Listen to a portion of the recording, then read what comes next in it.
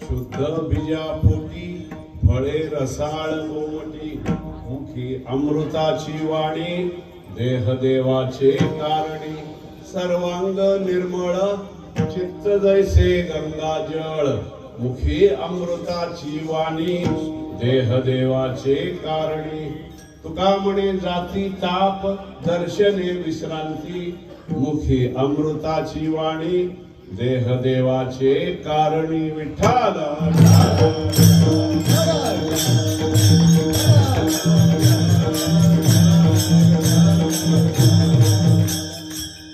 शुद्ध बीजापोटी फळे रसाळ गोमटी मुखी अमृताची वाणी देह देवाचे कारणी पांडुरंगा करू प्रथम नमन दुसरे चरणा संतांचिया त्यांच्या कृपादाने कथेचा विस्तारू बाबाजी सद्गुरु दास तुका श्री गणेशाय नमः श्री सरस्वत्यै नमः श्री गुरुभ्यो नमः ऐसे नमन करुणी सकळा हरे कथा बोली बोबड्या बोला जे बालक कहे तोतली बाता सुनहि उदित मन पितुआस माता अज्ञानी म्हणून आपुल्या बाळा चालवे सकळा नामा म्हणे यत्र यत्र रघुनाथ कीर्तनं तत्र तत्र कृतमस्तकांजलिं बाष्पवारी परिपूर्ण लोचनं मारुतिं नमत राक्षसान्तकम् योऽन्तः प्रविश्य मम वाचमिमां प्रसुप्तां सञ्जीवयत्यखिल शक्तिधर स्वधाम्ना अन्यांश्च हस्तचरण घसा श्रवणत्वगादीन् प्राणान् नमो भगवते पुरुषाय तुभ्यं सोनो पंत तथा कुणी आवडीने मामा असे बोलती नामे शंकर शंकरा सदा समकरा निसंग जो सन्मती पुण्य श्लोकचितो वारकरी संप्रदायाचा आध्वर्यू खरा शोभतो ऐशा संत वरा सदा शुभ करा दांडे करा वंदितो स्वानंद सुख निवासी सद्गुरु श्री श्री जोग महाराज की जय भगवान श्री ज्ञानेश्वर महाराज की जय जगद्गुरु श्री तुकाराम महाराज की जय सद्गुरु श्री श्री निवृत्तिनाथ महाराज की जय भक्ति शिरोमणि श्री श्री नामदेवराय महाराज की जय शांति ब्रह्म श्री श्री एकनाथ महाराज की जय गूढ़ अध्यात्म प्रेमी श्री श्री निळोबाराय महाराज की जय सब संतन की जय अवधूत चिंतन श्री गुरुदेव दत्त ओय ओय शुद्ध बीजापोटी फळे रसाळ गोमटी मुखी अमृताची वाणी देह देवाचे कारणी आपण सर्वजण नुकताच श्री ज्ञानदेव सेवा मंडळाचा सप्ताह होत असतो. ज्या दिवशी काला असतो तिथला त्याच दिवशी संध्याकाळी वर्तकनगरच्या अखंड हरिनाम सप्ताहाची सुरुवात होते. पत्रिका जर पाहिले तर महाराष्ट्रातील सद्गुरू महाराजांच्या पर्यंत महाराष्ट्रातील अनेक ज्येष्ठ श्रेष्ठ भगवत भक्तांची सेवा इथं आयोजित केलेली आहे. कालचं कीर्तन ऐकलेलं आहे. या सगळ्या सप्ताहामध्ये अत्यंत निकृष्ट दर्जाचा वक्ता जर कोण असेल, सप्ताह मोठा, समाज मोठा, पण वक्ता मात्र आज काय आहे, छोटा आहे. तर महाराजांचं प्रेम आहे माझ्यावर. महाराजांनी गेल्या वर्षी सेवा दिली, यावर्षी कोणाही सेवेची संधी मिळालेली आहे. गेल्या वर्षी जे भजन ऐकलं त्या भजनाने मी इतकं भारावून गेलो. कीर्तन झाल्यावर हे सगळे महाराजांच्या, सद्गुरू महाराजांच्या तालमीत तयार झालेली ही कोण आहेत मंडळी आहेत ते मला पाहायला मिळालं. सद्गुरू केंद्रे महाराजांच्या दिंडीतलं महाराजांचं भजन असेल, म्हणजे महाराजांचं पाठांतर असेल. हो, आता पिंगळा म्हणून जो आहे तो वेगवेगळ्या भागामध्ये सद्गुरूंच्या महाराजांच्या मुखातून ऐकायला मिळतोय. मी मगाशी विनंती केली, कन्हेरीला अनेक वर्षे महाराज आलेले आहेत, याही वर्षी पिंगळा या विषयावर महाराजांनी कन्हेरीला कीर्तन करावं. एक प्रवचन ऐकलं, परंतु ती मनमाडला जी सगळी प्रवचनं झाली त्याचं सगळं मिळून कीर्तन करावं अशी मी विनंती केली, महाराजांनी मान्य केलेली आहे. आता ते समोर बसलेले आहेत. आपण सर्वज्ञ भावातून श्रोते आहात, त्यामुळं आपल्या पुढं बोलायचं कसं, काय सांगायचं अवघडच असतं. पण तरी देखील तुम्ही संत तया परी बोलवा माते. सर्वांच्या कीर्तनासहित पाठ असलेला अभंग सेवेकरता घेतलेला आहे. तरी पण सेवा तर करायला पाहिजे. तुमच्याच कृपा कटाक्षाने आजचं कीर्तन होऊ द्या. शुद्ध बीजापोटी फळे रसाळ गोमटी, मुखे अमृताची वाणी, देह देवाचे कारणी. जगद्गुरु श्री तुकाराम महाराजांचा हा प्रसिद्ध अभंग आहे. या अभंगामध्ये श्री महाराज संतांच्या जीवनाची अलौकिकता आणि त्यांच्या दर्शनाची सफलता सांगतायत. हे ठाणे शहर आहे, तिकडे दादर आहे, मोठमोठी उपनगर आहेत. पुणे घ्या, अहमदाबाद घ्या, सोलापूर घ्या, ह्या मोठ्या शहरामध्ये चौकात एक उंच खांब असतो आणि त्याला चारी बाजूने असे हे बल्ब असतात, हॅलोजन म्हणतात. रात्रीच्या वेळेला त्या उजेडामध्ये जसं तिथल्या लोकांचा व्यवहार चालतो तसं संत कृपेचे दीप तरी साधका विश्वास. संत हे कृपेचे दीप आहे. त्यांच्या कृपा दीप प्रकाशामध्ये आपण साधकांनी वाटचाल करायची असते. नेहमीचाच अभंग आपल्या पुढे ठेवतो. या भूतलावर सामान्य माणसंही जन्माला येतात आणि संत महात्मे अवतरित होतात, पण अंतर महदंतर फार मोठं अंतर आहे. कसं अंतर आहे? दह्याची अंगी निघे ताक लोणी, एका मोले दोन्ही मागुने.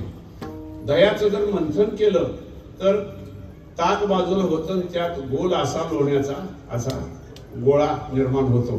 त्या लोण्याच्या गोळ्याची किंमत वेगळी आहे, ताकाची किंमत वेगळी आहे. रागावू नका. अजूनही खेडेगावामध्ये जर मंथन झालं तर ती मंथन करणारी आजी असेल, मावशी, अहो आमच्याकडे मंथन झालंय, ताक घेऊन जा हो. आता शहरात ताक विकणारी जात म्हणतले लोक आलेले आहेत. हो विठाल विठाल. ताक विकायचं नसतं हे त्यांना माहित नाही. असो, ताकाची किंमत वेगळी आहे आणि लोण्याची किंमत वेगळी आहे. हार्मोनियमची आम्हाला सवय आहे म्हणून तुम्ही शायपुडाचा आवाज सारखा माझ्या कानावर देतो. काय मग आता गरज नाही हार्मोनियमची. दुसरं उदाहरण दिले त्यांनी. आकाशाचे पोटी चंद्र तारांगणी, अमाया सहवसती इथे अमावस्या. अमावस्येच्या दिवशी सूर्यदेव आणि चंद्रदेव एक दिवशीच उगवतात, एका वेळेलाच उगवतात आणि एका वेळेलाच मावळतात. मावळल्यामुळे त्या दिवशीच्या रात्रीला आकाशात चंद्रदेव आहेत का? पण चंद्रदेव आकाशात नसताना ह्या चांदण्या आपला चिपडा डोळा का नाही चमकवत? म्हणजे चांदण्यांचा प्रकाश वेगळा आहे, चंद्राचा प्रकाश, दोहीची बरोबरी करता येणार नाही. पृथ्वीचे पोटी हिरादार मोठी, पृथ्वीच्या पोटामध्ये खाणीमध्ये हिरे सापडतात आणि सहज शेतात फिरायला गेलं तर गारगोटी सापडते. पण ऐरणी ठेविता वरून घनी मारता जो वाचे. म्हणून महाराजांनी तुका म्हणे तोच हिरा घन घाये निवडे पुरा. आयरनीत घुसल पण फुटत नाही. त्या गारगोटीला कशाला पाहिजे घडण आयरन? तुमच्यासारख्या व्यक्तीनं तिकडं मिलिंदराव बसलेले त्यांच्यासारख्या व्यक्तीने हातामध्ये गारगोटी घेतली, अवसान घेऊन अशी भिंतीवर मारली, त्याचे 5 तुकडे होतात. करणीचा भोय चुरा दोहोची बरोबरी होत नाही. तुका म्हणे तैसे संत आणि जन दोहोशी समान बजुई नयन समजू नये का. संत नवती जगा माणसाच्या सारी. समुद्र नदी नव्हे पैगा पाषाण म्हणून संत नवती जगा माणूसा. सामान्य मनुष्य कसं जीवन जगतो, संत जीवन कसं जगतात, आणि सामान्य माणसापेक्षा संतांचं जीवन कसं अलौकिक आहे, आणि सामान्य माणसाला संत जीवनाचा काय उपयोग आहे, याचं फारच मोठं सुंदर वर्णन या अभंगामध्ये महाराजांनी केलेलं आहे.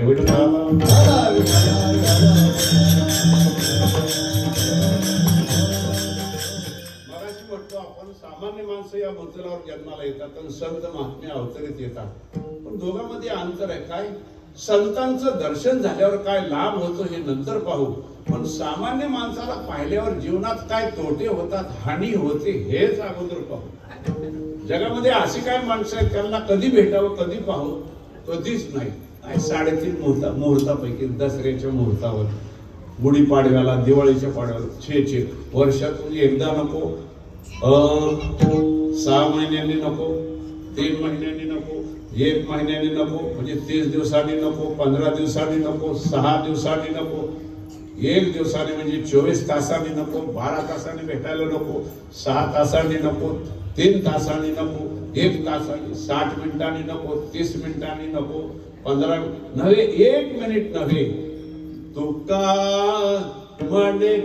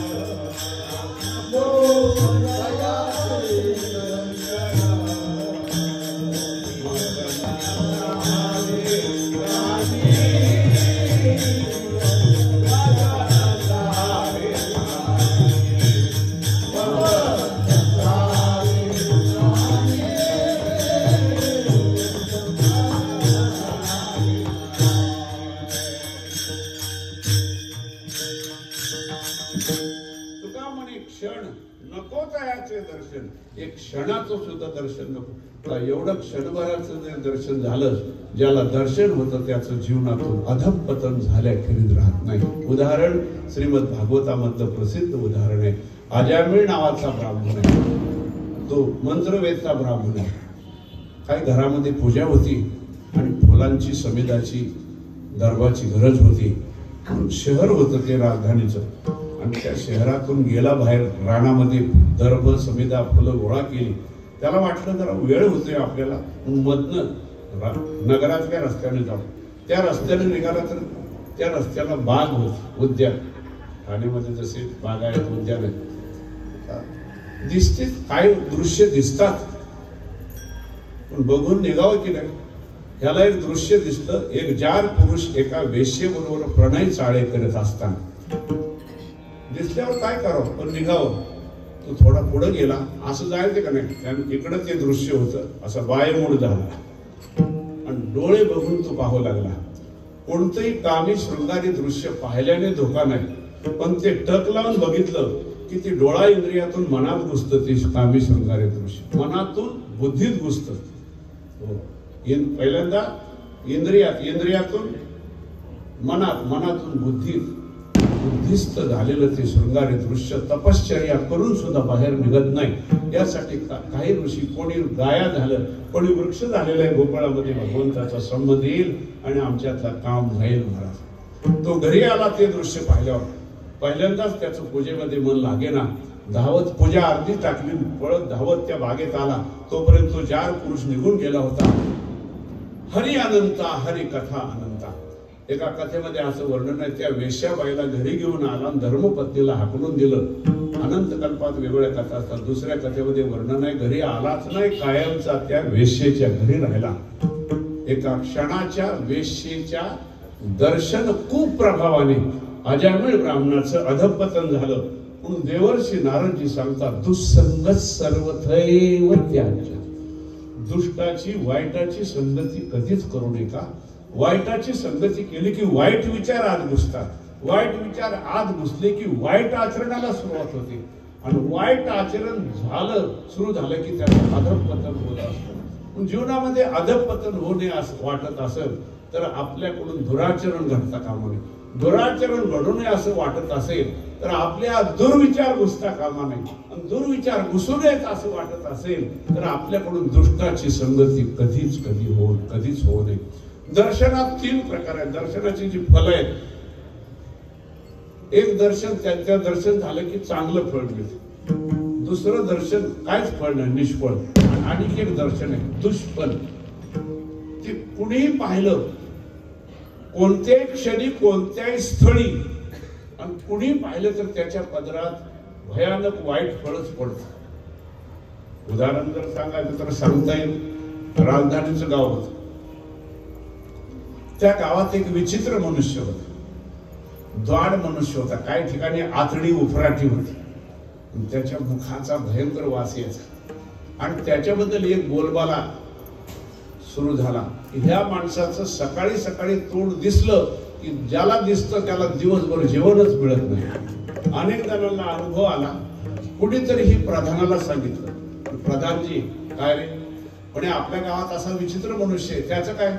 म्हणजे त्याचं सकाळी सकाळी तोंड बघितलं की बघणाऱ्याला दिवसभर जेवणच मिळत नाही. अरे आम्ही मोठी माणसं, आम्हाला जेवणापासून कोण अडवतो? काय योगायोग असतो. प्रधानाला त्या माणसाचं दर्शन झालं सकाळी सकाळी. आणि प्रधानजी म्हणतात, खरं गड्या, मला पण दिवसभर जेवण मिळालं नाही. खरी गोष्ट आहे. एकदा राज रस्त्याने राजा प्रधानजी महत्वाच्या मुद्द्यावर बोलत सकाळी 5:30 वाजता निघाले होते. 6 वाजता बोलणं संपलं. सकाळची वेळ असल्यामुळे प्रधानाला त्या माणसाची आठवण झाली आणि प्रधानजी आपला हसायला. राजा म्हणे, काय विनोद घडला नाही, काय नाही, हे काय की का हसता प्रधानजी? अहो म्हणे, महाराज काय सांगावं, आपल्या नगरात एक विचित्र द्वाड माणूस आहे. त्याचं काय वैशिष्ट्य? सकाळी सकाळी राम प्रहरी त्याचं तोंड बघितलं, बघणाऱ्याला जेवणच मिळत नाही. महाराज म्हणाले, मी राजा आहे, मला दिसावं, मला कोण जेवणापासून अडवतं? आणि योगायोग असा की तोच माणूस इन फ्रंट ऑफ काहीतरी आहे की तुमच्या भाषेत समोरून तोच येतोय. प्रधानजी म्हणाले, महाराज आता घ्या डोळे नेऊन, डोळे निळेपर्यंत बघून घ्या. म्हणजे बघितला त्याला, पाहिला पाहून घेतला. म्हणजे कोण मला जेवणापासून अडवते? मोठी माणसं सकाळी सकाळी जेवत नाही. 10 वाजता दरबार भरला. दरबाराचं कामकाज 2:30 वाजेपर्यंत चाललं. 2:30 वाजता जेवणासाठी सुट्टी झाली. राजा म्हणे, आता जाऊन जेवतो. राजा निघाला. तेवढ्यात इकडून 2 सेवक धापा टाकत आले आणि इकडून 2 सेवक. त्यांना विचारलं, काय रे? म्हणे, आपल्या कारखान्यातला बॉयलर फुटलाय, त्याची व्यवस्था लावा लागेल. म्हणजे तुम्ही काय? म्हणजे अमेरिकेचे पंतप्रधान आले आणि ते प्रतीक्षा गृहामध्ये, वेटिंग रूम म्हणतात, तिथं बसलेले. आता महाराज, त्या अमेरिकेचे अध्यक्ष जर आले तर त्यांची व्यवस्था लावून सगळं फिरवून दाखवल्याशिवाय याला जेवता येईल का? संध्याकाळच्या 8 वाजल्या एवढ्या गोष्टीला. आणि नंतर पुन्हा ते 2 सेवक होते. म्हणे, आपल्या बॉयलरची व्यवस्था लावता हे सगळं करत. पहाटच्या 5 वाजल्या बघता काय माझ्याकडे? राजा म्हणे, खरं दिसतंय. जेवण मिळत नाही याला पाहिलं, प्रधानजीला बोलवा. प्रधानजी धावत आले, मी इतक्या सकाळी म्हणे त्या माणसाचं तोंड बघितलं ना आपण, खरंच मला पण जेवण मिळत नाही, सूर्योदयाच्या आत ही पिढा कटवा, ह्याला फासावर लटकवा. आता ज्याला फासावर लटकवलं जातं त्याला विचारलं जातं तुझी शेवटची काही इच्छा आहे का? तो म्हणाला आहे. काय इच्छा आहे? म्हणे मला महाराजांच्या पुढे नेता का मला 2 शब्द बोलायचे. नेलं, बोल म्हणे, अजून किती मला त्रास देणार आहे, उरक लवकर. म्हणे महाराज एवढं काय रागवता माझ्यावर? वारकरी संप्रदायामध्ये एकादशी व्रत आहे. दशमीला दुपारी तो वारकरी भोजन घेतो, संध्याकाळी काय घेत नाही. एकादशीला पाण्याचा थेंब नाही तर चिटपाखरू कुठलं, आणि द्वादशीला सकाळी उपवास पारणे राखीला दारवंत. द्वादशीला तो सोडतो आणि पुन्हा संध्याकाळी दुपारी संध्याकाळी काय नाही. 4 वेळच्या जेवणाचा त्याग आहे, त्याला एकादशी व्रत म्हणतात. कोणाकोणाचं एकादशी व्रत आहे? बोट वर करा बरं. बरेच इथं संख्या तरी बरेच दिसली. असो महाराज, माझ्या गरीबाचं तोंड पाहिल्यामुळे तुम्हाला एकादशी व्रत घडलं असं का समजत नाही तुम्ही? पण काल सकाळी सकाळी तुमचं तोंड बघितल्यामुळं मला गरीबाला फासावं. आता कुणाचं दर्शन वाईट ठरवता?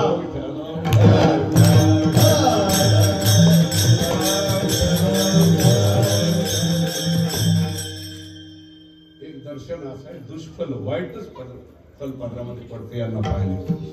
काहींचं दर्शन असेल, काहीच पदरात फल पडत नाही, कारण ती माणसं चांगली नसतात तशी वाईटही नसतात, पण त्यांना पाहिल्यावर पापाचीही प्राप्ती होत नाही, पुण्यही प्राप्त होत नाही. महाराज, होय महाराज, अशी एक म्हण आहे, मला पटत नाही. गाढवानं शेत खाल्लं मला पटत नाही ही म्हण. गाढव तर महात्मा वाटतो मला. त्याच्याबद्दल सुभाषितात असं म्हटलेलं आहे, अविश्रांत वहेत भार, विश्रांती न घेतात हे गाढव मालकाचं ओझ वाच कर्मयुगे. पुन्हा शीतोष्णंच न विंदती, म्हणजे 12व्या अध्यायातली भक्ताची लक्षणं, ज्ञानी भक्ताची. आणि तिसरं ससंतोष असतात हा नित्यम, काम झाल्यावर मालक काही पोटापाण्याची हाकलून देतो, पण तरी सुद्धा यदृच्छा लाभ संतो, जे मिळेल त्या स्त्रीनी. आणि शेवटी स्त्रीनी शिक्षित गर्दभात. समाजातल्या काही गाढवांनी या गाढवाकडून कमीत कमी ह्या 3 गोष्टी तरी शिकाव्या.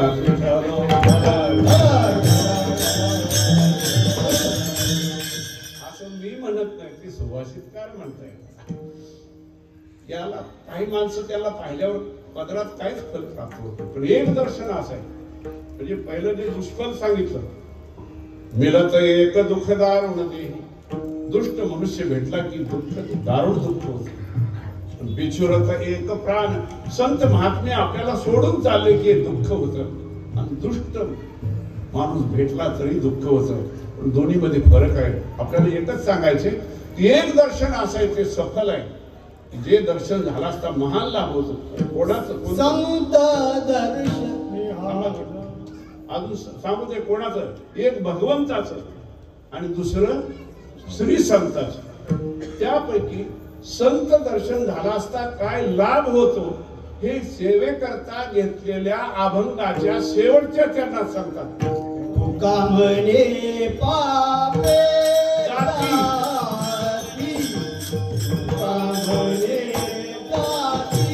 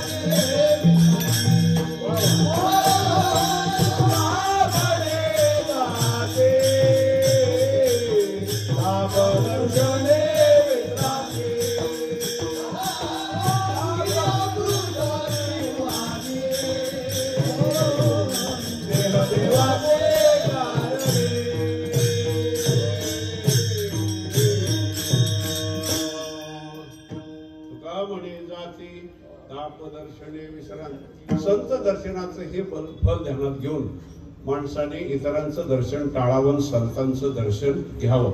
मनुष्याच्या वाटचालीचा हेतू केंद्रबिंदू जर काय असेल तर जीवनातलं अनिष्ट संपावं आणि इष्टाची प्राप्ती व्हावी. पण इतरांना पाहिल्यावर अनिष्ट संपत नाही, अनिष्ट वाढतं आणि इष्टाची तर प्राप्ती होत नाही. म्हणून संत दर्शनाचं फार महत्व आहे. पैकी दोन विभाग आहेत. तुका म्हणे दर्शने ताप जाती, ही अनिष्टाची निवृत्ती आहे, आणि दर्शने विश्रांती प्राप्त होते, ही इष्टाची प्राप्ती आहे. पैकी अर्धा भाग अगोदर आपण पाहतो. तुका म्हणे दर्शने ताप जाती, हे ताप तीन आहेत आणि ह्या तापाला ज्ञानोबरायांनी ओणवा म्हटलेलं आहे. ताप त्रय अग्नीचा लागला ओणवा. ओणवा कशाला म्हणतात? हे पुण्याच्या पश्चिमेला जी गाव आहेत, पूर्वी हे कीर्तनकाराकडे 4 चाकी गाड्या नव्हत्या. मला तिकडे जर कीर्तन असलं तर स्वारगेटला 5 वाजता यायचं. त्यांनी मोटरसायकलनी कोथरूड भागात ते राहतात तिथं न्यायचं आणि तिथून भजनी मंडळ गोळा करेपर्यंत 7 वाजायच्या. पण 7 नंतर 8:30 पर्यंत त्या गावाला पोचायचं पश्चिमेला. पण तिकडं अंधार रात्र थोडी झालेली, ती डोंगर पेटलेला दिसला. म्हणलं हा कस काय डोंगर पेटला? आपण एक कळकाला कळत घासला की ठिणगी पडते, त्यातून हा ओणवा, ह्याला ओणवा म्हणतात. आता तो ओणवा इतका भयानक असतो. तो असं म्हणतो काय, हे झाड छोटस आहे, नुकतं जोम धरतंय, ह्याला जाळायला नको. हो, बिचारा हरिण गरीब आहे, ह्याला कशाला जाळायला? हा साप किती चांगला आहे, त्याचा अंग मऊ, पण नाही त्याच्या तडाक्यात वाळलेला असो ओला असो, हरिण असो वाघ, जे तडाक्यात सापडेल त्याला जाळून खाक करतो. आणि हे 3 ताप आहेत, आध्यात्मिक, आधिभौतिक, आधिदैविक. आणि हे 3 ताप जीवाला मोठा ताप देणार आहेत.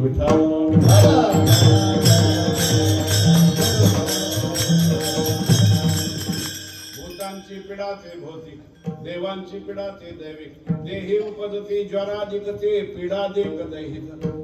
पंचमहाभूतांचा देह आहे.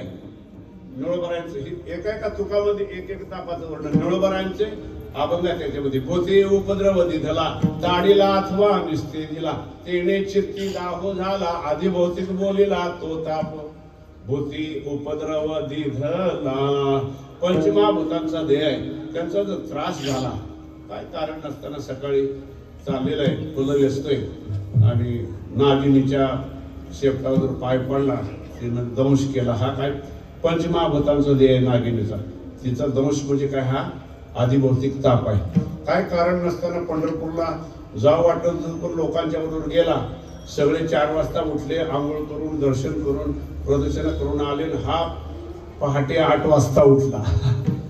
आता 8 वाजता उठल्यावर बरोबर कोण आहे? हा एकटाच गेला. स्नान करून येत असताना, बोळातून येत असताना तिकडून गवळ्याच्या म्हशी आल्या, त्या धावत आल्या, धक्का लागला, खाली पडला, पाय मोडला. म्हशीचा देह पंचमहाभूतांचा आहे, त्यामुळे पाय मोडला तिच्या धक्क्यामुळे. याला काय म्हणतात? आधिभौतिक ताप. दैवी अतिवृष्टी का अनावृष्टी. खूप पाऊस पडला, वरुण देवता आहे, पिकं घेता आलं नाही, वरुण देवतेमुळे झालेला हा काय आहे? ताप आहे, दुःख आहे. अजिबात पाऊस पडला नाही तरी सुद्धा पिकं घेता येत नाही, शेतकऱ्याला काय होतं? दुःख होतं. राजकीय लुटेले झाला कष्टी. राजाने गावच्या गाव लुटून नेलं, गावातले लोक दुःखी झाले. राजा देवता आहे, आगीने जळता नावरे संकटी. मुलीचं लग्न आहे, गरीब आहे बिचारा, झोपडा आहे. लग्नामध्ये जी वस्त्याची वस्त्र होतात असतात ती ठेवलेली, भांडी ठेवलेली, एका गाडग्यामध्ये पैसे, आणि तशी कुणी आग लागली, झोपडं जळून खाक झाले असते. बस्त्याच्या वस्तू सगळं पैसे सगळे जळून खाक झाले. हे अग्नी देवतेपासून होणारा आदिदैविक ताप आहे. देही प्रगटी रोग व्याधी लोळे न पुरे दुःखावधी. हो, कॅन्सर सारखा रोग जर देहामध्ये झाला 80% तो पोखरून काढतो, मग तो प्रगट होतो. लोळतच राहावं लागतं, दुःख संपत नाही. त्याला आध्यात्मिक ताप असं म्हणतात. पुढे मोठं चरण सुंदर आहे. ऐसे त्रिविध ताप सत्संगती विवेक श्रवणे विलया जाती. किती भयानक असू दे त्रिविध ताप, पण संतांच्या संगतीत विवेकपूर्वक श्रवण झालं तर ते सगळे पूर्ण विलयाला जातात. पण विवेक पूर्वक श्रवण म्हणजे काय? नुसतं श्रवण वेगळं आणि विवेकपूर्वक श्रवण वेगळं. नुसतं श्रवण म्हणजे काय? गेला होता कीर्तनाला, गेला होता का म्हणजे कीर्तन करायच्या समोरच जाऊन बसलो होतो. अभंग कोणता घेतला होता हे गड्यात तेवढं काय विचार नको. तो कीर्तनवाला काय चुका म्हणत होता काय मला सांगताय. पण हे नुसतं श्रवण झालं. पण विवेकपूर्वक श्रवण म्हणजे काय? उपक्रमोपसंहारो अभ्यास अपूर्वता फलम अर्थवादोपपत्तींच लिंगन तात्पर्य निर्णय. कीर्तनाची सुरुवात कशी केली, कीर्तनाचा शेवट कसा साधला, उपक्रम अभ्यास. ती गोष्ट ठसण्याकरता पौन पौनेन करणम इथे अभ्यास. पुन्हा पुन्हा ती गोष्ट केली, पुन्हा पुन्हा ती गोष्ट ठसवली जाते, सांगितली जाते कीर्तनात. त्याला काय म्हणायचं? अभ्यास. अपूर्वता काय नवीन सांगत होता वक्ता का जुनच चरट लावलं होतं? अपूर्वता काय होती का त्या बोलण्यावर? अपूर्वता असली पाहिजे. फलम, त्याला फल पाहिजे. पुढे त्याला अर्थवाद. नाही निंदा निंद्यम निंदितो. निंदेसाठी निंदा नसते. उदाहरणार्थ देवी भागवत ग्रंथ आहे, त्यामध्ये भगवती देवीची स्तुती असते, सगळं वर्णन तोंड भरून. इतर देवतांची काय असते? निंदा. त्या देवतांना कमी लेखण्यासाठी नाही, देवीचं महत्व आपल्या हृदयात ठसावं म्हणून ही निंदा जी आहे ही कशी अर्थवादात्मक. असं अर्थवाद नावाचं एक प्रकरण त्यामध्ये असेल, अर्थवादोपपत्तींचे. आणि सिद्धांत पटवण्याकरता उदाहरणं कशी सांगतोय, दृष्टांताची कशी योजना सांगतोय, अशी 6 लिंग लावून जर तो ऐकत असेल श्रोता, त्याला म्हणायचं विवेकपूर्वक श्रवण. ऐसे त्रिविध ताप त्रिसंगती विवेक श्रवणे विलया जाती. म्हणून कीर्तने बुद्धिमंती अवश्य. शिकलेल्या बुद्धिमान माणसाने अवश्य कीर्तनाला येत जावं. 2 तास बोलण्यासाठी, 1 तास प्रवचन करण्यासाठी त्या वक्त्याने अनेक ग्रंथाचं आलोडन केलेलं असतं. ते आयतेच संदर्भ, तुम्ही त्याला रेफरन्स म्हणता, ते श्रोत्याला मिळून जातात.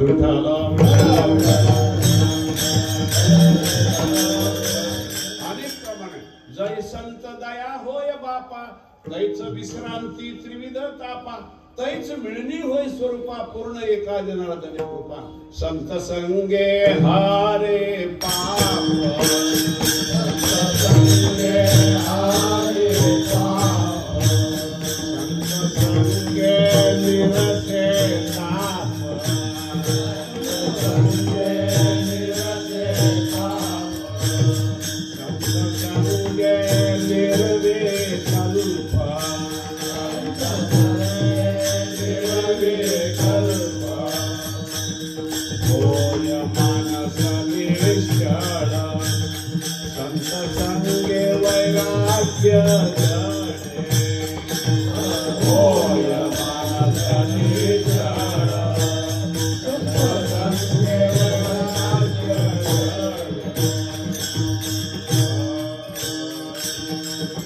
संत संगे हारे पाप, संत संगे निरसे ताप, संत संगे निर्विकल्प.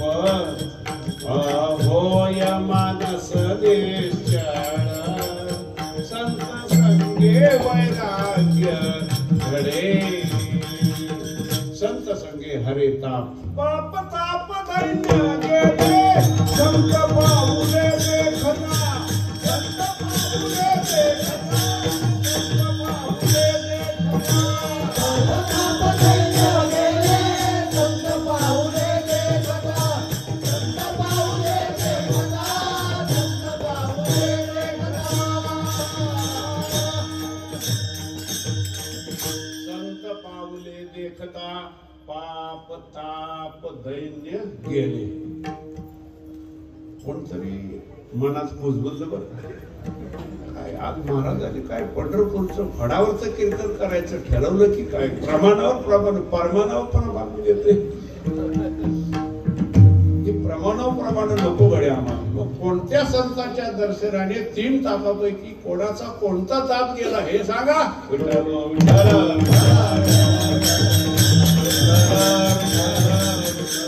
संत दर्शनाने अधिदैविक ताप जातो, संत दर्शनाने अधिभौतिक ताप जातो, संत दर्शनाने आध्यात्मिक तापही जातो. आध्यात्मिक ताप म्हणजे शरीरामध्ये जे भयानक आजार रोग होतात त्याला म्हटलेलं आहे. आपल्याला माहित आहे महाप्रभू गौरांग स्वामी महाप्रभू चैतन्यजी जसं आपल्या महाराष्ट्रामध्ये आलो म्हणे तुका मी नामाचा धारक, अलीकडे ब्रह्मचैतन्य गोंदवलेकर महाराज नामधारक संत, तसं बंगाल नवद्वीप जगन्नाथपुरीला गौरांग स्वामी महाप्रभू चैतन्यजी नामधारक संत होऊन गेले. त्यांनी संन्यास दीक्षा घेतली आणि संन्यास दीक्षेनंतर दक्षिण भारताची यात्रा करायची ठरवलं. ज्या गावात जात असत तिथं नामसंकीर्तन करत असत. पण जाताना त्या लोकांच्या हृदयात नाम आणि प्रेम या दोघांची स्थापना करून पुढच्या गावचा रस्ता धरत असत. एकदा सायंकाळी कुर्माचल नावाच्या गावामध्ये महाप्रभू आले. तिथं आल्यावर त्यांनी संध्याकाळची वेळ होती, भाव आवेशयुक्त नृत्य आणि नामसंकीर्तन केलं. त्यांचं नृत्य आणि नामसंकीर्तन पाहून कुर्माचल निवासी नरनारायणी स्त्री पुरुषांनी आपल्या डोळ्याचं नाही जन्माचं सार्थक करून घेतलं.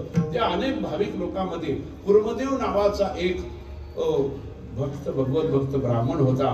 तो हात जोडून असा पुढे आला आणि महाप्रभूंच्या चरणावर माथा ठेवून म्हणतोय, प्रभो मैं अत्यंत हीन दीन कंगाल गरीब ब्राह्मण बनू. मी कंगाल गरीबडा ब्राह्मण आहे. आपल्या चरणी माथा ठेवून मी आपल्याला प्रार्थना करत आहे. आपल्या चरण रजांनी माझं घर तुम्ही पावन करावं, मला सेवेची संधी द्यावी. त्यावेळेला महाप्रभू म्हणतात, ओ हो हो हो ब्राह्मणोस्य मुखम आसीत. ब्राह्मण तो भगवान श्री हरि के मुख होते. आप जैसे विनयी वैष्णव ब्राह्मण का आतिथ्य ग्रहण करने में मैं अपना अहोभाग्य समझतो.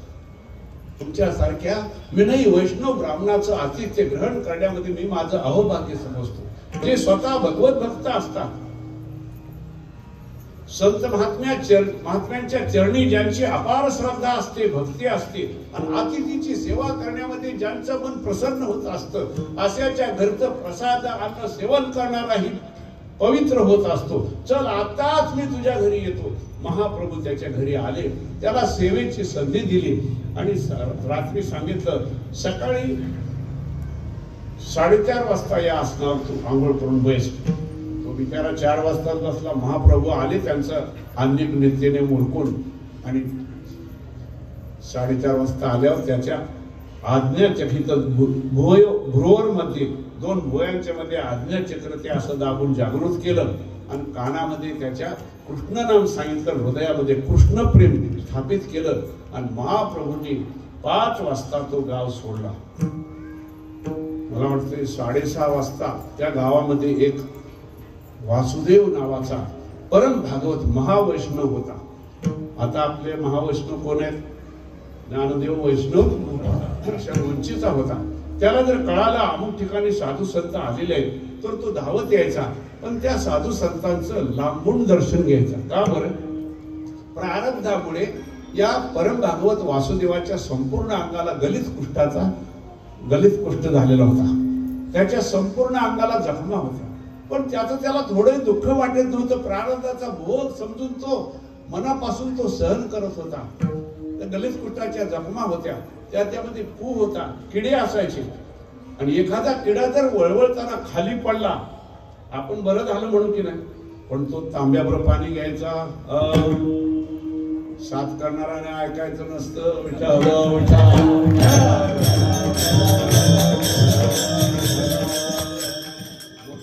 असा आवाज द्या.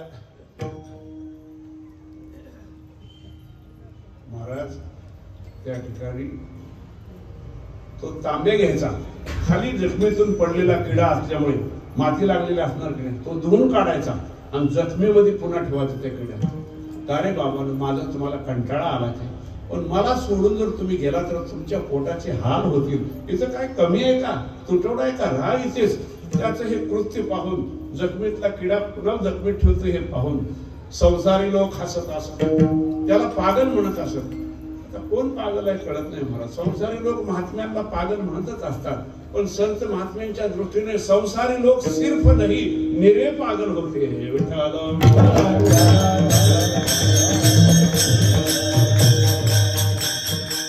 त्याला कळालं पूर्व ब्राह्मणाच्या घरी अद्भुत लावण्ययुक्त, नूतन अवस्थायुक्त, अतिशय तेजस्वी विरक्त भगवत भक्त संन्यासी आज आलेले. त्यांचं नुसतं दर्शन झालं तरी हृदयात आपोआपच दर्शनानेच अष्टसात्विक भावाचा संचार होतोय. नुसत्या दर्शन मात्रानेच ही जीवा हरी हरी हरी असं म्हणायला लागते. तो असं ऐकल्यावर धावत आला. पूर्वदेव ब्राह्मण म्हणतात, वासुदेवा आज तू आभागी कसा ठरला? अरे आता 5:30 वाजले, नाही किती, 5:30, 1.5 तास झालं प्रभू निघून गेलेले आहे. तो आभागी, त्याला ही वार्ता सहन झाली नाही आणि त्यामुळे तो बेशुद्ध होऊ लागला. खरं तर अंग टाकून दे पाहिजे होतं, पुढं कसं कीर्तन सांगा. तो धाड दिवशी कोसळला आणि बेशुद्धी गेल्यावर हळूहळू तो शुद्धीवर आला आणि प्रलाप करू लागला. मी दलित, कुष्टी, दीन, चांडाळ, पापी म्हणून माझा त्याग केला. नाही प्रभू, तुम्ही कुठे असाल मला माहित नाही, पण माझा आवाज तुमच्या कानापर्यंत पोहोचणार आहे. आणि जिथं तुम्ही पुढचं पाऊल टाकण्यासाठी पाऊल उचललाय, आता तुम्हाला ते पाऊल नाही टाकता येणार. मला दर्शन द्यायसाठी तुम्हाला परत यावंच लागल. महाप्रभूंच्या कानावर गेलं, मला कोणतरी हाकारतोय, पुकारतोय, खेचतोय. महाप्रभू तिथूनच दिशे असे वळले आणि त्या गावात आले. लोकांना वाटलं ही पुन्हा आम्हा आळशावर गंगा वळली, पण लोक, हो तुमच्यासाठी नाही, मी आता वासुदेवासाठी आलोय. आणि तो वासुदेव जो होता, महाप्रभू जवळच यायला लागले म्हणजे उठून पळायला लागला.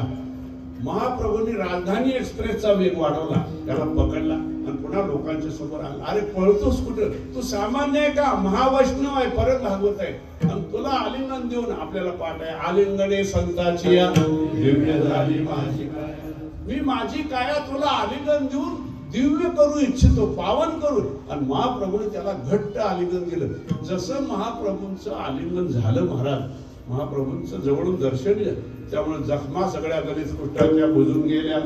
तू कुठे गेला, किडे कुठे गायब झाले, मला काय विचारता. त्याचा सोन्यासारखा देह चमचमू लागला. तिथं चरित्रात लिहिलंय महाप्रभूंच्या, कुष्ठ नष्ट रूप पुष्ट.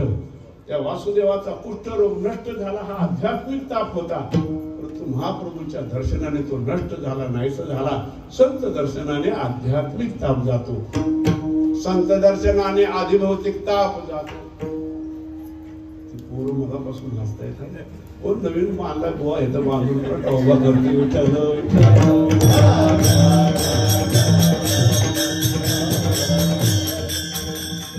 कुतूहलाने ते ऐकत असायचं.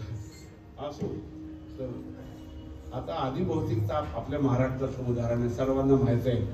तिकडं कुठंतरी देहूच्या पश्चिम भागाला त्यावेळेचे धर्माधिकारी मोठी व्यक्ती रामेश्वर भट्ट गेलेले असतील. ते देहूवरून चालले होते, सकाळची आंघोळ करायची होती. पाणी त्याला ती विहीर दिसली आणि इंद्रायणी स्नान करण्याऐवजी विहिरीचं स्नान करावं वाटलं. आता ते मोठे अधिकारी होते, त्यांनी आपले कपडे काढत मुटका टाकला. माहित आहे का, अशी मांडी घालायची, वरून विहिरीत झोपून द्यायचं त्याला मुटका. आवाज आल्यावर ती विहीर होती, अनगडशा फकीराचे, ते धावत आले. ऐसी बात आहे, तो ऐसे डुबते राहू. पाण्यात यायचं पण बरं वाटायचं. पाण्याचं सर्वांना माहित आहे, देहाची लाही व्हायची. ते आपलं आराध्य दैवत म्हणून तिथून ते असा देह असा जळजळ ते दहा होते, आळंदीला धावत आले. समाधीवर डोकं ठेवलं. पुण्यात लक्ष्मी रोड आहे ना, तिथं असं बोर्ड असतो, आज पार्किंग समोर आहे. तसं ज्ञानोबारायने आतून सांगितलं, येथील कोर्ट बंद आहे, ते देवाला चालू आहे, तिकडे जा. आणि तेव्हा माऊली आतून म्हणाले, अरे रामेश्वरा, माझ्यावर श्रद्धा असली तर मी तुझा गुरु नाही, जगद्गुरु तुकाराम महाराज तुझे सद्गुरू आहेत, त्याचे तुझं काय घडले रे निंदा, म्हणून हे बाधा जड, तू त्यांच्याकडे शरण जा. माऊलींच्याकडून तुकोबारायांचा महिमा जेव्हा ऐकला मग मात्र हे म्हणून धावतच निघाले. तुकोबारायांना समजलं, कुठं असेल काय, मी आपलं असं सांगतो आता की महाराजांना समजलं महाराज तिकडून निघाले, रामेश्वर भट्टाला त्रास झालेला आहे आणि माझ्याकडे माऊलीने पाठवले. महाराजांनी एक अभंग लिहिला, एखाद्या भाविकाजवळ पाठवला, चित्त शुद्ध तरी शत्रुमित्र होती, व्याघ्रहीन खाती सर्पतय.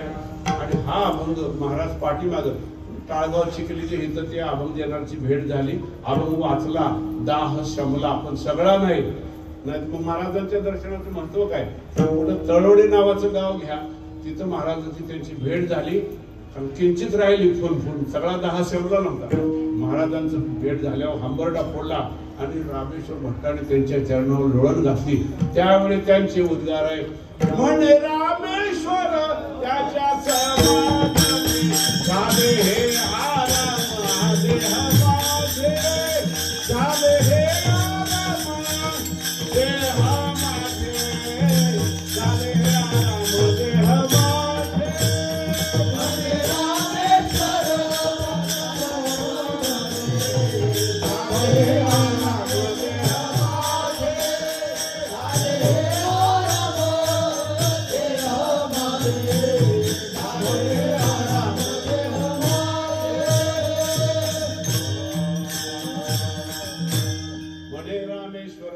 समागमे झाले हे आराम देह. अनवटच्या फकीर म्हणजे समोरच्या पंच महाभूतांचा देह असणाऱ्या समोरच्याचा तो शाप होता, म्हणजे ताप होता. तो काय होता, आदिभौतिक ताप होता. जगद्गुरु तुकोबारायांच्या कृपेने तो दाह शमला. आणि तिसरं उदाहरण आहे, संत दर्शनाने आधी आध्यात्मिक आदिभौतिक तसा जसा ताप जातो तसं संत दर्शनाने आधी दैविक ही ताप जातो. देवतेकडून होणारी जी पीडा त्याला काय म्हणतात, आदिदेव ताप बोली जेतो. उदाहरण आपल्याला माहित आहे, जैमिनी अश्वमेध नावाचा ग्रंथ, त्याच्यामध्ये हंसध्वज नावाचा जो राजा आहे त्याची कथा आलेली आहे.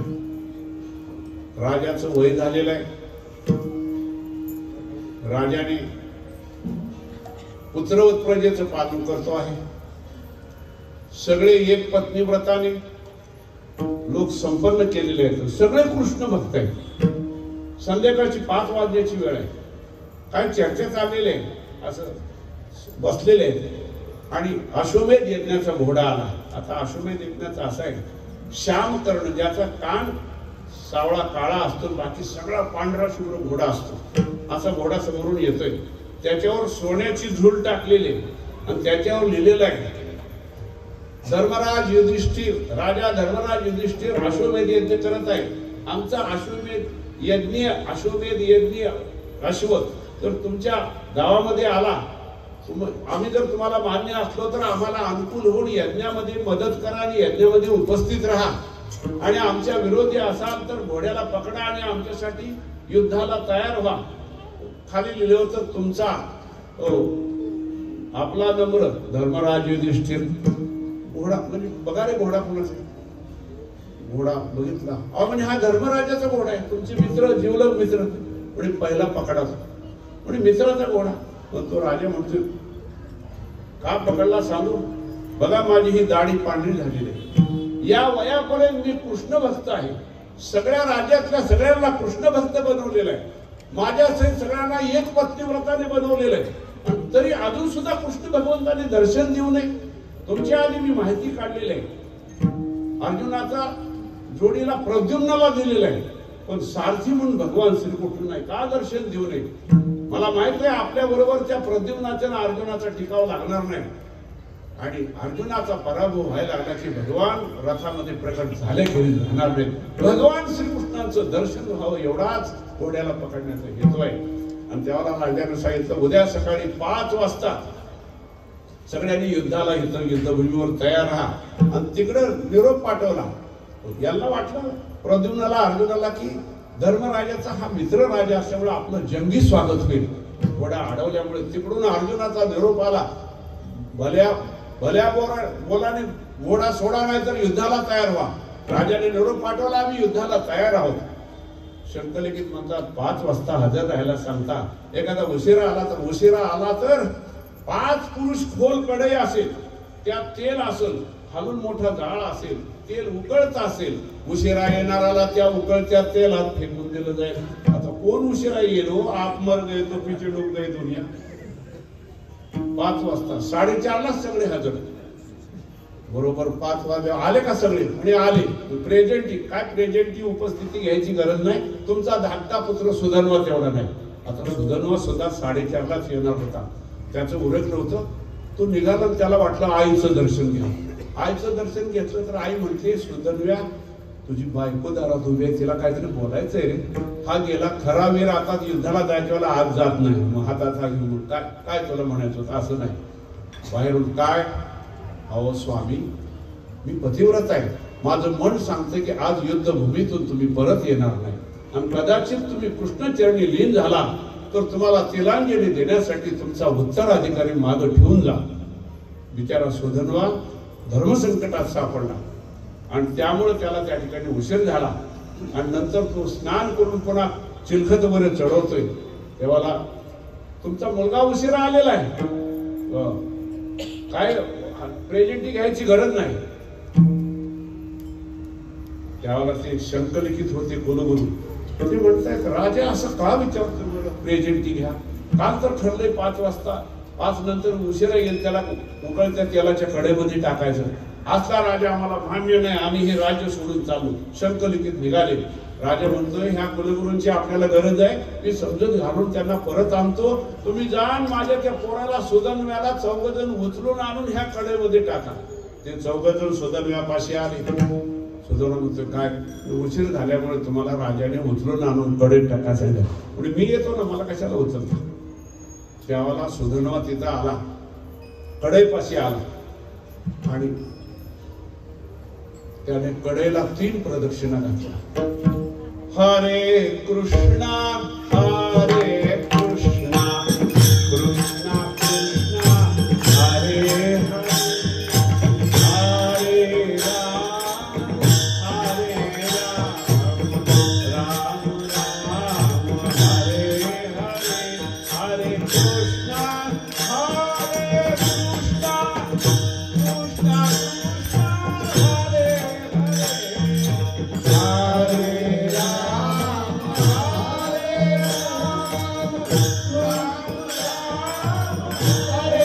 हरे,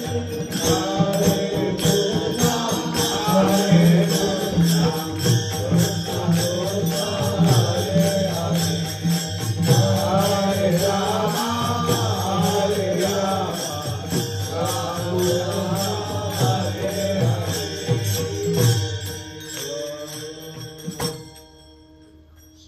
प्रदक्षिणा भजन म्हणत पूर्ण झाल्या, आणि आकाशाकडे तोंड केलं होतं. भगवंता, मला वाटलं होतं की माझा आणि अर्जुनाचं घोर युद्ध सुरू झालेलं आहे, असं मी युद्ध करत आहे. अर्जुनाच्या रथाचं सारथ्य पण तुम्ही करत आहात. तिकडून तो बाण तोडतोय सोडतोय, इकडून मी बाण, कोणीच कोणाला आटोपेना. आणि एकाएकी अर्जुनाच्या त्या गांडीव धनुष्यातून सु सु करत असा बाण येतो आहे. त्याने माझं शिर खडदिशी छाटलेलं आहे. ते आकाशामध्ये उडी घेत उसळत उसळत असं उड्या घेत रथ हाकणाऱ्या तुझ्या मांडीवर येऊन पडलेला आहे. अर्जुन जसा तुझा आवडता भक्त आहे, तसा मीही तितकाच प्रिय आवडता भक्त असल्यामुळे तुला बांध फुटला, तू रडतो आहे, आणि ते माझं जे श्रीमुख आहे ते असं तू समोर असं धरलेलं आहे.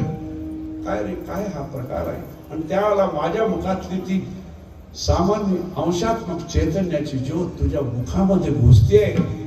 देवा कृष्णा, मला असं वीर मरण पाहिजे होतं. लोक काय म्हणतील, एवढा मोठा कृष्ण भक्त सुधन्वा पण तेलाच्या कढईमध्ये उडी घेऊन मेला. भक्त आपली इच्छा भगवंताच्या इच्छेत, तुझी इच्छा जर अशी असेल असं म्हणून जय श्री कृष्ण म्हणून अर्जुनाने त्या उकळत्या तेलाच्या कढईमध्ये उडी घेतली. अर्जुनाने सुद्धा असं होतं, सुधन्वाच म्हणाल, पण सुधन्वाने उडी घेतली. उडी घेतल्याबरोबर महाराज उकळतं तेल होतं, पण ते तेल त्याला थोडंही पोळत अगदी देवाने आपली बाधा उडी घेत असताना आठव नाठव गेले भावा भाव झाला स्वयंमेव पाठव, अशी त्या सुदर्व्याची स्थिती आहे. आणि तो देह भाग विवर्जित विदेही अवस्थेमध्ये त्या हरे कृष्ण मात्र चालू आहे. तो कडेमध्ये पोहोचतोय. त्याच वेळेला शंखाने लिखित यांना घेऊन हा हंस तो राजा समजूत घालून घेऊन आलेला आहे. ते शंख लिखित कुलपुरोहित म्हणतायत ह्याला हा मेला कसा नाही, उकळतं तेल आहे, काय अंगाला लावलं होतं का अग्नी बाधक करणारं काय, म्हणजे काही लावलं नाही. हा अग्नी पोळू नये म्हणून काहीतरी मंत्र पुटपुट. लोक म्हणाले वेडे का हो तुम्ही, हा कृष्ण भजन म्हणतोय. आणि मग ते म्हणाले तेल तापलं नसावं म्हणून हा जगला. एक झाडावरचा हिरवा आवरण असलेला कोवळा नारळ असतो ना, फक्त तो घेऊन या कोणीतरी आणला, जे आणि ह्यांनी टाकला, इतकं तेल तापलं होतं. तो ओला नारळ टाकल्यावर त्याचे 2 भाग झाले, आकाशामध्ये उडाले. आणि ती 2 कवच नेम धरून शंख लिखित कुलपुरोहितांच्या डोंबल्या म्हणून डोक्यावर खंदिशी आदळली. आणि त्यावेळेला त्यांना जाणवलं की तेल तरी उडत आपले आपल्याकडून भक्त अपराध घडले. हरिजनाची कोणा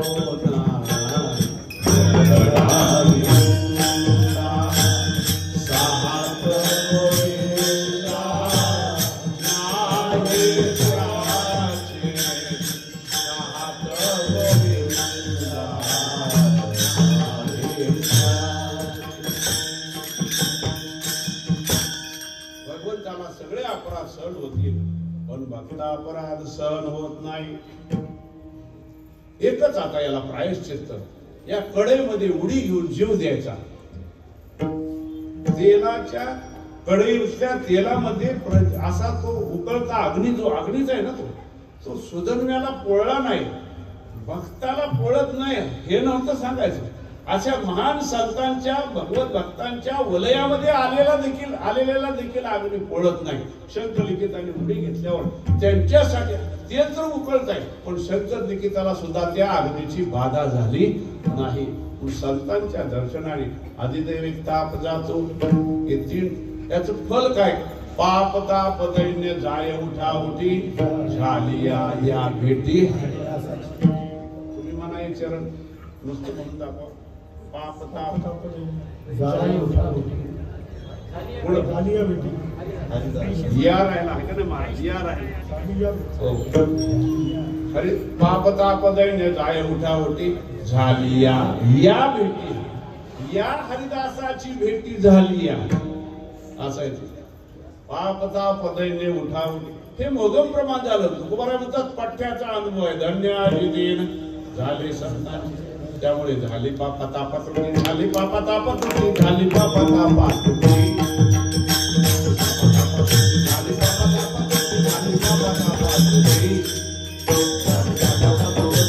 पापा तापात उठी, झाली पापा तापात उठी, झाली पापा तापात उठी, झाली पापा तापात उठी, झाली पापा तापात उठी.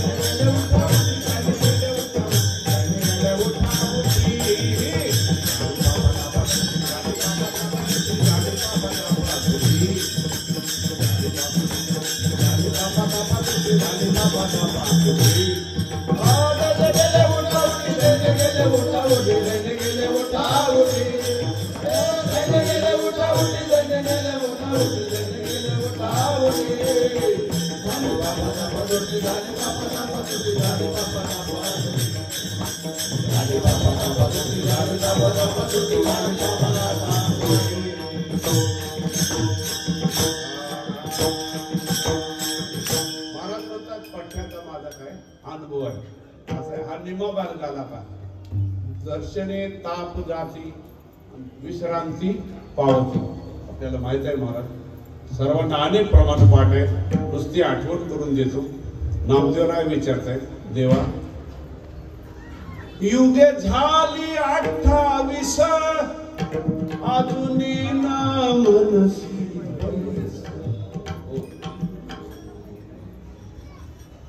पुंडलिक राहायला सुद्धा प्रेमी मातला काय पुंडलिक राहायला किती दिवस उभा करतो आमच्या देवा. नामदेवराय म्हणतात, देवा 28 विधी उभा आहे. पाय दुखतात काय? होय रे. थकवा आलाय का? हो. विश्रांतीची गरज आहे. येतं का? कुठे? नामा म्हणे देवा का बरं? तया ठाया म्हणजे आळंदीलाच का? चेन्नईला आणि बंबईला का नाही? आळंदीला का? विश्रांतीचे स्थान संतांचे माहेर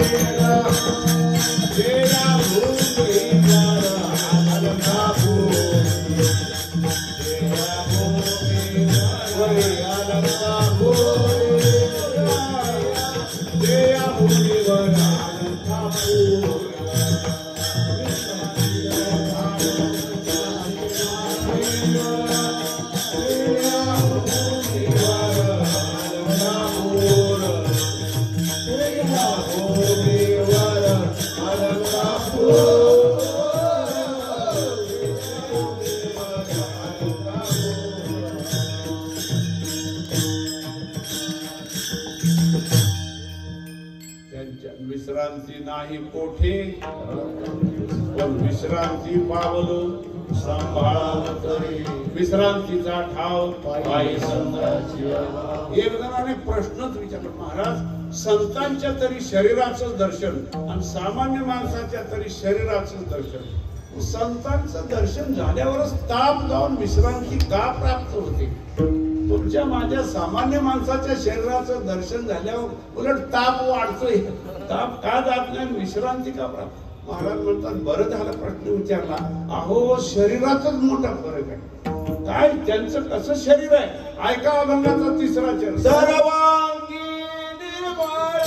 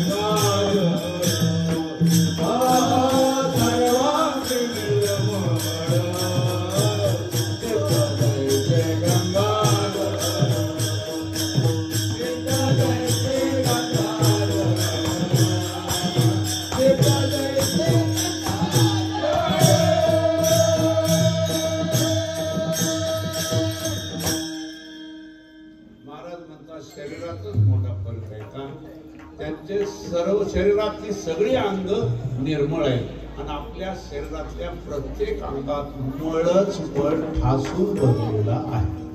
शरीरात अंग किती आहेत मोजायला मला मदत करता का?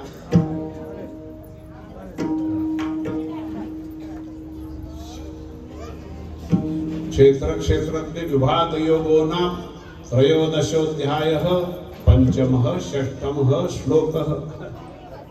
महाभूतान्यहंकारो बुद्धिरव्यक्तमेव च इंद्रियाणि दशेकंच पंचचेंद्रिय गोचराः इच्छा द्वेष सुखम दुःखम संगातश्चेतनाधृतिः एतत् क्षेत्रं समासेन सविकारम उदाहृतम।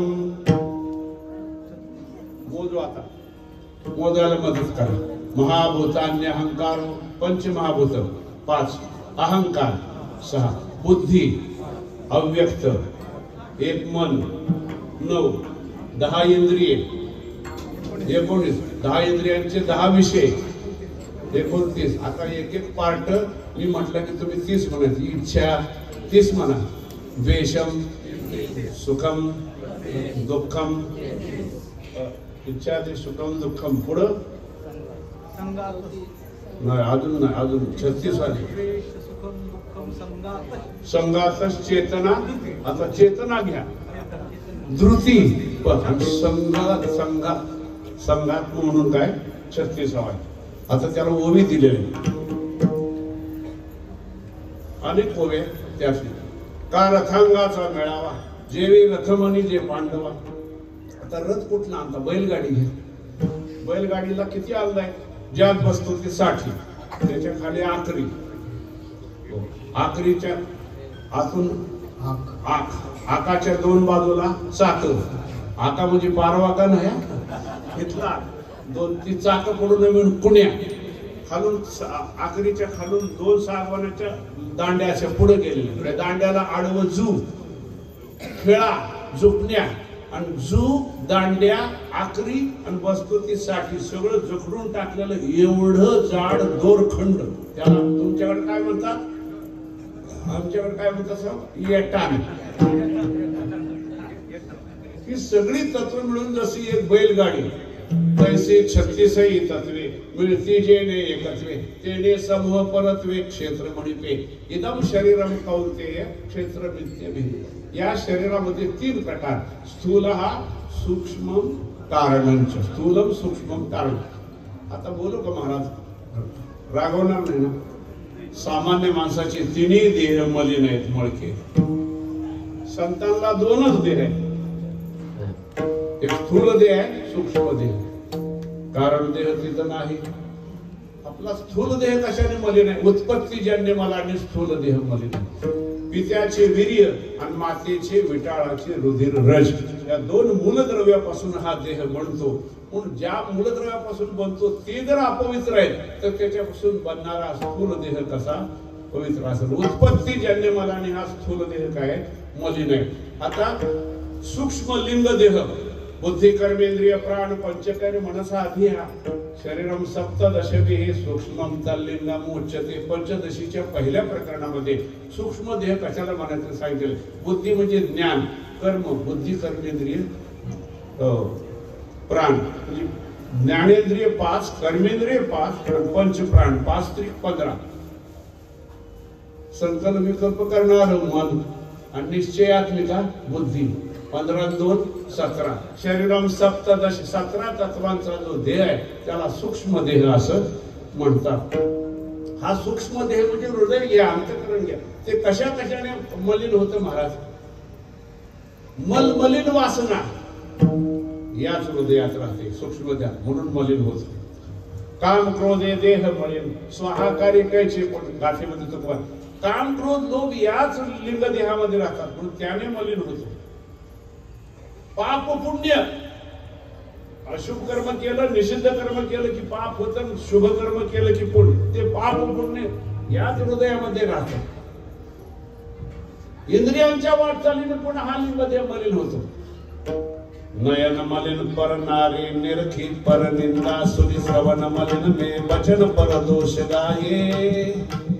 नयन मलिन पर नारी निरखी, नयन मलिन पर नारी निरखी। डोळे का मलिन? ही बसलेली माझी थोरली बहीण आहे, ती धाकटी बहीण आहे, ही मावस बहीण आहे, ही चुलत बहीण आहे, असं माता मावल्याकडे पाहिल्यावर किती जणांची उदात कुठलाय भनम दुकाळावर उठला। श्वानाचे परी हिंडे दारोदारी पाहे परणारी, त्यामुळे डोळे मलिन झाले। परनिंदा सुने श्रवण मलिन वे महिना आहे, डोक्यावर एकही केस नाही, विचारसागरच्या भाषेमध्ये त्याच्या डोक्यावरील सर्व केसांची आत्यंतिक निवृत्ती झालेली आहे. किती टक्कल, म्हणजे टक्कल पडलेला आहे. आणि मे महिना आहे, चिरेबंदी वाढ आहे. कोपरा इकडची ही बाजू इकडची, इकडच्याला इकडचं दिसत नाही, इकडच्याला इकड, आणि इकडच्या बाजूला दोघं जण निंदा करतात भयानक. आणि हा टकलावर मे महिन्याचं ऊन सहन करून काय बोलतायत असं तो ऐकतोय. परनिंदा सुरे म्हणून कान मलिन झाले, वचन परदोष काय. आणि ह्या मुखाने वाणीने अभंग संत स्तुती भगवत स्तुती न करता वरच्या हाडीचा तसला खालच्या हाडीची तसली परनिंदाच करत बसला. त्यामुळे जेव्हा मळली इंद्रियांच्या वाटचालीमुळे शास्त्र संत प्रभू यांना आवडलेल्या हेतूप्रमाणे इंद्रियांची वाटचाल झाली असता इंद्रिय निर्मळ होतात, आणि त्यामुळे सर्व देह निर्मळ होतो. परंतु निसर्ग सोडून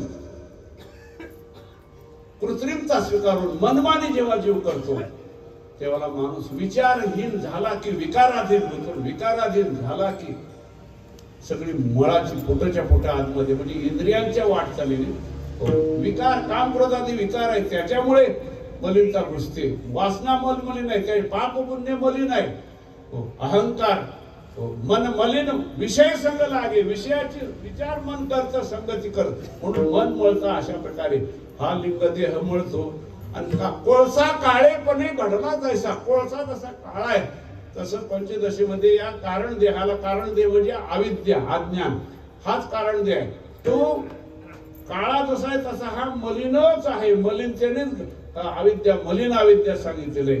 म्हणून तिन्ही देह आपले मलिन आहेत. आणि संतांना दोनच देह, स्थूल देह, सूक्ष्म देह, कारण देह नाहीत महाराज. त्यांचा स्थूल देह कशा महाराज, मला असं वाटतं हरिपाठ कीर्ती मुखे जरी गाय, हा जो अभंग आहे हा आपल्याकडे लावा. आपण जर गायलं तर पवित्रची होय. आणि संतांच्या काय सांगा, पवित्र तो देहा, पवित्र तो देहा,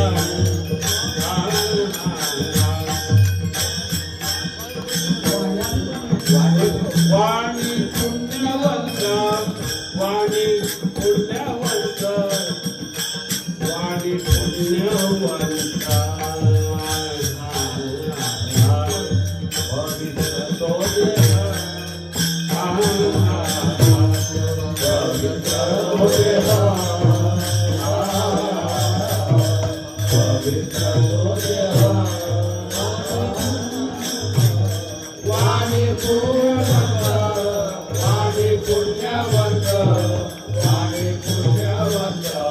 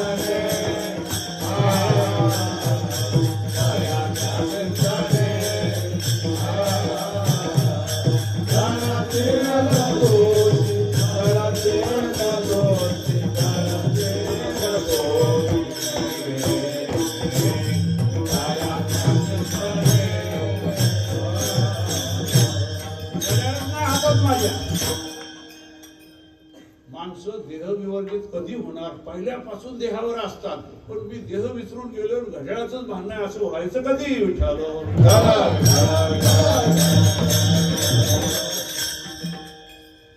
असं काय, आज तर मी तुमचं ऐकणार नाही विठ्ठल.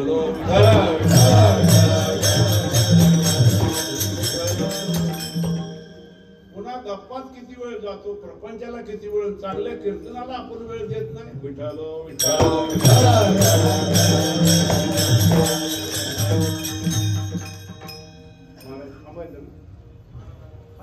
तिकडून वेळ झाली म्हणतो. घड्याळ 15 मिनिटं पुढे.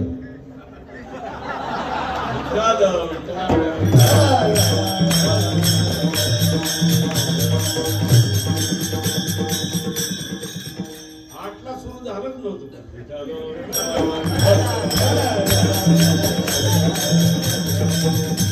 जेवढं उशिरा सुरू झालं तेवढी वेळ वाढवून द्या. विठ्ठल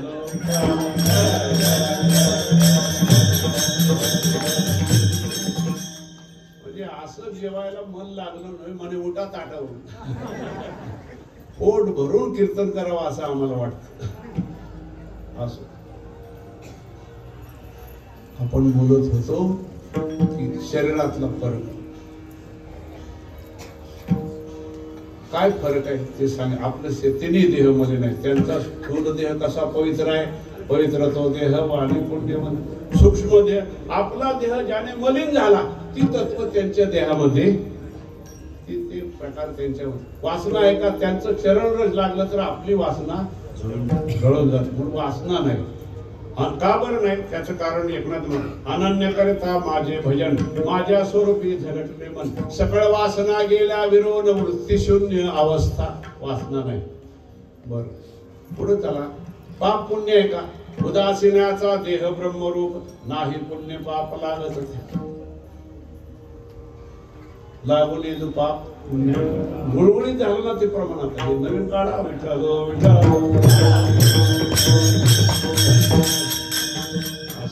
तुमचे इतकं मला कुठे पाठायचं. एक विष्णुदास जगी पाप पुण्य आहे की नाही का. असो तेव्हा पाप पुण्याचा मळ नाही. नंतर इंद्रियांची वाटचाल. एका जनार्दनी गाता हरीचे नाम, निमाली इंद्रिये विषय दिसत. निमाली म्हणजे काय, डोळ्याने दिसत नाही, दिसतं परंतु देवच दिसतो, चांगलंच दिसतं, वाईट दिसत. त्या बाबतीत पाहिल्या बाबतीत ती निमाली. इंद्रियाच्या द्वारे नाही. काम क्रोध नाही महाराज, वासना नाही. अहंकार, जे अहंकार वाहत अंगी आम्ही हरीचे भोशावा लागे. मगाशीच ओवी घेतली होती आमच्या ताईंनी, जय जय ओ शुद्धे, आणि 18 जय जय देव निर्मळ. खूप सुंदर हे चरण आहे. खूप ओवे आहेत. बलमणी शुचित्वदा ऐसे जयापाशी दिसे, अंग मन जैसे कापुराचे, का रत्नाचे दलवाडे तैसे सदाय चोखडे, आत बाहेर एके पाडे सूर्य जैसा. वेळ संपली, अर्थ सांगायला वेळ नाही. त्यांनी साहेब बाहेरी कर्म एक शाळेला तुम्ही साबण कोणती वापरता, दव असेल संतूर असेल, त्यांचा वाट्याला आलेलं कर्तव्य. बाहेरी कर्म एक शाळेला, भीतरी ज्ञानी उजळीला, ही दोही पर्याला पाखाळा एका. म्हणून ते आत बाहेरून काय शुद्ध आहे. किंबहुना या परी बाह्य चोकावधारी आणि आतून का शुद्ध, ज्ञान दीपांतरी म्हणून शुद्ध. काय म्हणून बाह्य विभागू, कर्मे धुतला चांगू, ज्ञाने फेडीला वंगू अंतरीचा. अंतर्बाह्य गेले निर्मळत्वे, किंबहुना उरले शुचित्वची. सर्वांग निर्मळ चित्त जैसे, गंगेची उपमा बसत नाही. कारण स्वये आपण भागीरथी, सर्वदा ऐसे जीवी. रोज चिंतन करते, कोणी साधू ये जय मद प्रती, तै माझी पापे जाती निशे. पण उपमा द्यायला काय दिव्य पदार्थ दिसना, द्या गंगेची उपमा. म्हणून चित्त जैसे, सरळ शब्दशः अर्थ सांगायला लागलो मी आता. आणि पुढे मग असं गंगाजळासारखं चित्त का आहे, सर्वांग निर्मळ काय, यांचं मुखामध्ये काय, देह कुठं लागतो. मुखी अमृताची वाणी, देह देवाचे. मुखात अमृतच का आणि देह देवाच्या सेवेत का. अहो यांचं बीजच शुद्ध आहे. शुद्ध